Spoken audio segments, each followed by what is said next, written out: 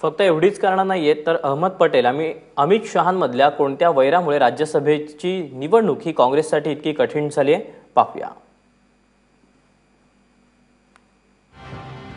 भाजपचे चाणक्य विरुद्ध काँग्रेसचे चाणक्य अशी ही लढाई लढली जाते. सोहराबुद्दीन एन्काउंटरमध्ये अमित शहा यांची तुरुंगवारी हे सुद्धा एक महत्त्वाचं कारण आहे. यासोबतच केंद्रात काँग्रेसची सत्ता असताना अमित शहांवर कारवाई केली गेली होती.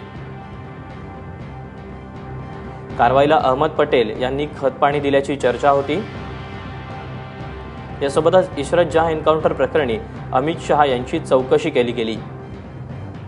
केंद्रात काँग्रेसचं सरकार असल्यानंच त्यांना तडीपार केल्याची चर्चा होती. या दोन्ही प्रकरणांमुळे दोघांमध्ये दशकभरात वितुष्ट आलंय.